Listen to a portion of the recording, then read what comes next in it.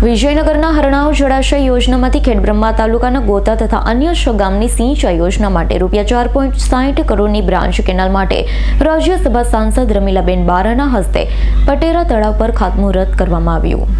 Revenue village તરીકે ખેડબ્રહ્મા તાલુકો તથા ઈડર વિધાનસભા મતવિસ્તારના ગોતા ગામ તથા રામનગર, શ્યામનગર, મંજેરિયા 1 અને 2, થુરાવાસ, આંટાકંપા તળાવ ભરવા હરણાવ જળાશય યોજના તબક્કા 1 આધારિત સિંચાઈ માટે તળાવ ભરવા માટે રૂપિયા 4.60 કરોડના ખર્ચથી બનનાર બ્રાન્ચ કેનાલનું ખાતમુહૂર્ત આજે રાજ્યસભા સાંસદ રમીલાબેન બારાના હસ્તે કરવામાં આવ્યું।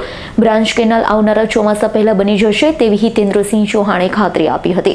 બ્રાન્ચ કેનાલથી ગોતા સહિત અન્ય 5 ગામના પીવાના પાણી તથા ખેડૂતોના સિંચાઈનો પ્રશ્ન હલ કરવા માટે જિલ્લા પંચાયત સદસ્ય હિતેન્દ્રસિંહ ચૌહાણ, સરપંચ મહેશભાઈ તથા ડેપ્યુટી એન્જિનિયર ઉજાસ પટેલનો અન્ય 6 ગામના નાગરિકોએ આભાર માન્યો હતો।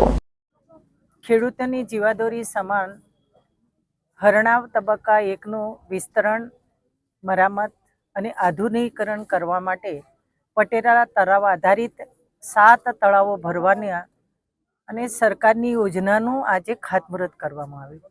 આ 7 તળાવો સરકારશ્રીએ 4 કરોડ ને 60 લાખથી વધારે રકમની મંજૂરી આપી છે અને એનું આજે ખાતમુહૂર્ત કરતાં આ વિસ્તારને ખૂબ ખુશીની લાગણી થઈ છે અને આ જે તળાવો ભરાશે એના લગભગ 1100 હેક્ટર જમીનને ફાયદો થશે। એટલે ખેડૂતોની જે જમીન છે એ જમીન હરિયાળી બનશે અને વર્ષોની જે માગણી હતી આ વિસ્તારને કે ભાઈ આ તળાવો ભરાય, ગોતા તળાવ ભરાય, થુરાવાસ તળાવ ભરાય, શ્યામનગરનું તળાવ ભરાય, રામનગરનું તળાવ ભરાય અને બીજું તળાવ મંજેરિયા તળાવ 1 અને 2 પણ ભરાય અને આ માગણીની આજે સરકારશ્રીએ સંતોષી છે। ત્યારે સરકારશ્રીને આપના માધ્યમથી આ વિસ્તારના ખેડૂતો ખુશી વ્યક્ત કરીને આભાર વ્યક્ત કરે છે। ધન્યવાદ। Bureau report S9 news, Khedbrahma.